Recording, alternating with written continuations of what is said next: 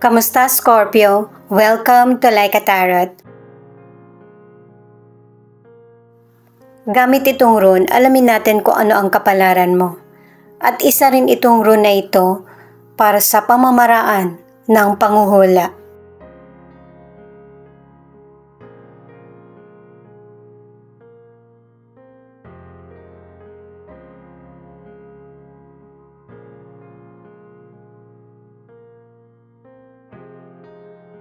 Itong Wunjo in reverse ay pinag-iingat ka sa mga taong hindi tapat or totoo sa iyo. May mga unhappy na situation na darating sa iyo pero palipasin mo lang ito ng mga 3 buwan. Matagal pero worth it naman. Itong Swallow in reverse ay pangalawang bato mo na nagsasabing magkakaroon ng delay or mahirap na sitwasyon sa buhay mo.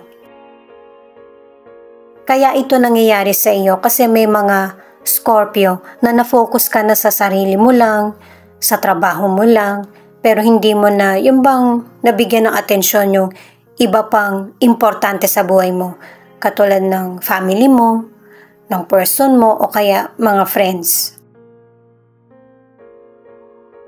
Gamitin mo yung kutob mo at saka sumabay ka sa daloy ng delay. Huwag mong hayaan na manaig yung emosyon.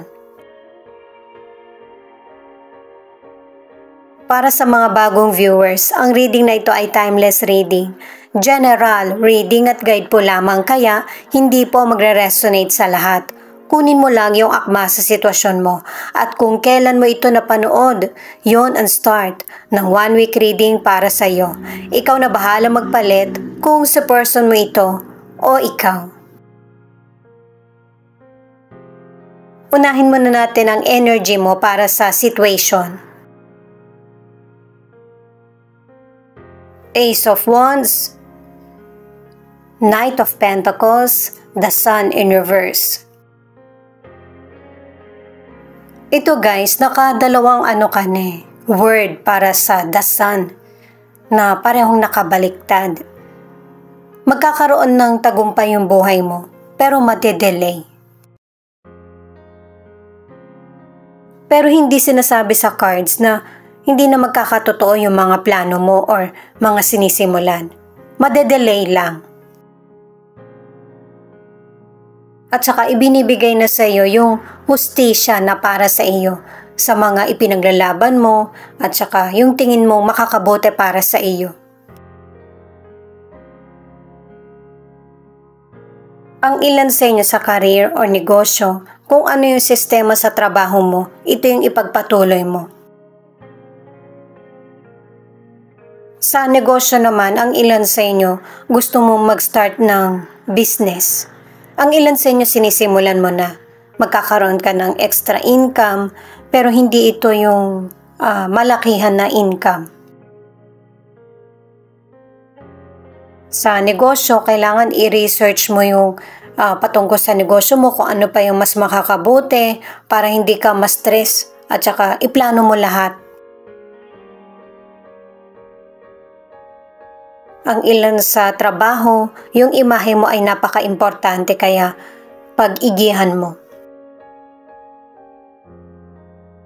Para sa ilang single, nakaramdam ka ng yung bang kabog ng dibdib mo. At saka tingin mo, parang humanga ka dun sa person. Pero nilibang mo yung sarili mo kasi baka nagkakamali ka lang. Hindi ka pa sure sa feelings mo. Para sa ilang single. Pero naiisip mo na meron din talagang charm yung person na pwedeng mahalin. Ang ilan sa inyo sa relasyon, nagkakaroon ng next level ang relasyon nyo. Na kahit na nagkakaroon man kayo ng misunderstanding or pagtatalo ng person mo, meron kasi kayong pagkakaiba ng person mo, ng hilig or pananaw, pero nakatatlong cards ka na maaayos nyo yung problem nyo.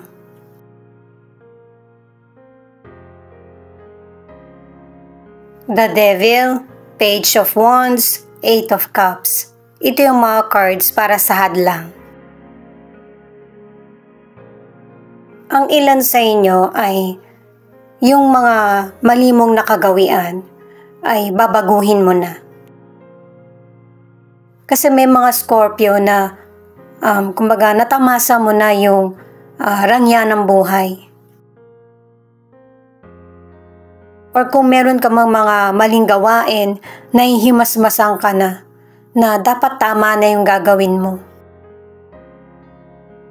Napalayain yung sarili sa mga hindi mabuti. Mas pipiliin mo na magsimula muli, na meron ka ng bagong chapter na sisimulan sa buhay mo. Sa financial, pwede ka namang mag-invest, pero mag-ingat ka sa mga pipiliin mo kasi hindi lahat maganda yung magiging resulta. Kasi yung investment or extra na trabaho or negosyo ang isa sa magiging paraan para makabayad ka unti-unti sa mga nahiram mo. Kung kinokontrol mo na yung financial na nagagastos mo, tama yan. At saka may ilan sa inyo na gusto mo ng malaking kita, kaya magpapalit ka ng career. Posible na sa ibang bansa yung piliin mo.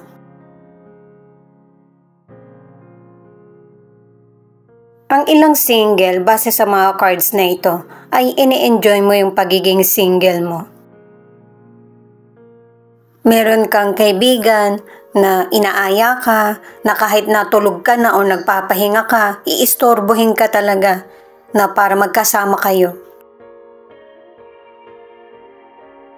Ang ilang single naman, nagkakaroon ka ng fling.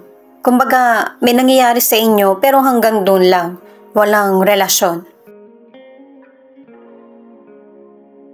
Para naman sa ilan na nasa relationship, ay yung relasyon nyo, mas focus sa physical contact.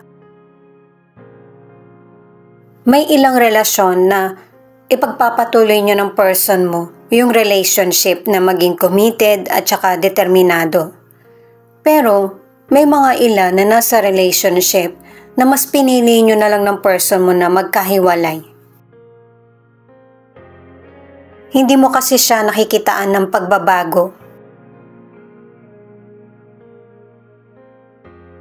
The Judgment, King of Wands, The Chariot in reverse. Ito yung cards para sa solution. Itong mga cards na ito ang nagsasabi na magkakaroon ng healing, transformation, at malaking pagbabago sa buhay mo. Darating na yung matagal mo nang hinihintay na magandang balita patungkol sa negosyo mo, sa trabaho mo, or sa love life. Kasaganaan, happiness at contentment ang magaganap sa buhay mo.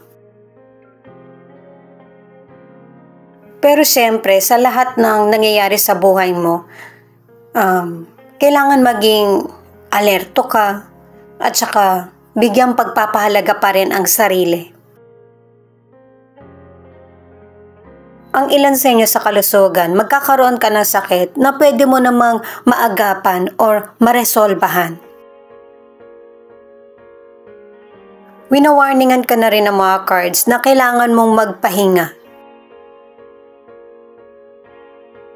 Kasi kung hindi ka magpapahinga or hindi mo pangangalagaan yung kalusugan mo, may malaking problemang darating. Future pa naman ito guys, kaya kung hindi pa ito nangyayari sa'yo, agapan mo na. Posible kasi na yung sakit mo o kaya dahil nga sa wala kang pahinga, ma-aksidente ka. Pwedeng makareceive ka ng accident or ikaw mismo ito na makakatulugan mo yung ginagawa mo, lalo na kapag nagda-drive ka. Pwede namang hindi ka maniwala pero mag-ingat ka pa rin. Ang ilan sa inyo, single ka man or nasa relationship, meron kang magandang koneksyon sa past person mo. Kumbaga, nagkaroon na ng kapatawaran. Itong outcome muna ang alamin natin. Queen of Wands. Positive pa rin itong card na ito kasi magiging successful ka sa buhay mo at saka mafulfill mo yung mga pangarap mo at saka anuman yung mga hadlang sa buhay mo ay magiging malaya ka. Hindi mag-i-stay yung problem sa iyo. Marunong ka mag-handle ng situation at saka magiging masaya din yung mga taong sumusuporta sa iyo. Kasi marami nang nagbago sa buhay mo.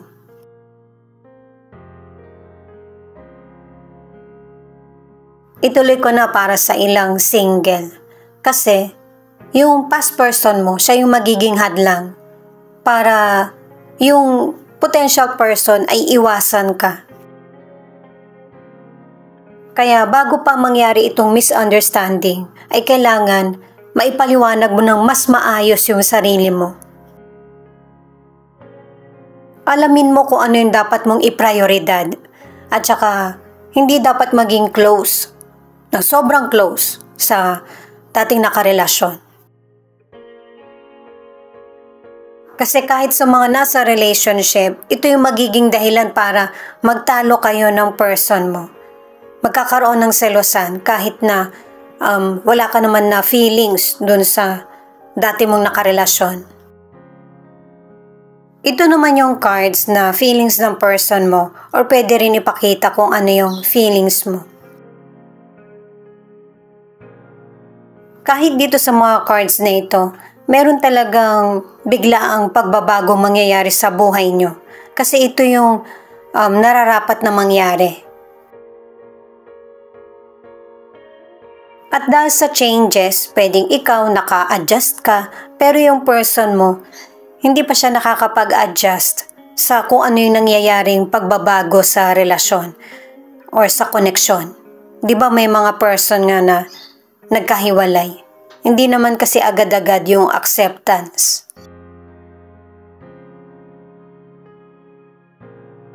Magkasama man kayo or hindi na ng person na ito, unti-unti nagkakaroon ng healing dahil sa hindi pag-uusap or sa distance na nangyayari sa inyo.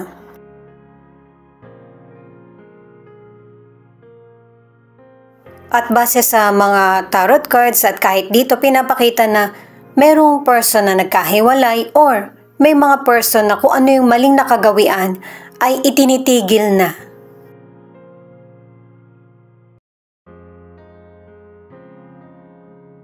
Magkasama man kayo ng person mo or hindi na, ay nagkakaroon na ng linaw ang lahat at saka naya-apply na sa buhay yung changes. Nagkakaroon na ng linaw ang lahat at saka healing. Sa changes na nangyari sa buhay nyo ng person mo, ay nagkaroon kayo pareho ng iba't ibang options. Pero guys, itong card na ito ay warning na huwag kang paggamit sa person na para malaman lang kung hindi ka na ba talaga niya gusto or gusto niya bang ipagpatuloy yung relasyon, dapat walang nangyayari. Hindi dapat maging batayan ang physical contact kung gusto pa yung person. Malaki yung posibilidad na ang ilan sa inyo pagkatapos nyo maghiwalay ng person mo or magkasama pa rin kayo, yung pagmamahal ay mag-grow. Magkakaroon ng realization na mali yung mga nagawa at saka pipiliin na kung ano yung nagpapasaya sa puso. Yan yung feelings ng person mo. Ang ilan sa relationship, nagtatalo kayo ng person mo Maraming nasasabi kasi pareho niyong ipinaglalaban yung relasyon niyo. Hindi pa matatapos ang relasyon ng ilan sa inyo kahit na nagtatalo pa kayo. Ito naman yung ilan sa 12 zodiac sign na nangunguna sa reading na ito. Taurus, Scorpio, Capricorn, Pisces, Sagittarius, Libra, Aries. At saka ang ilan sa inyo guys, sa relationship, kaya hindi maayos yung relasyon nyo kasi LDR ang connection nyo. Yun yung pinaka nagiging problema. Ito naman yung letra na posibleng andito yung letra ng pangalan ng person mo or letra ng pangalan mo. U, O, Q, I, E.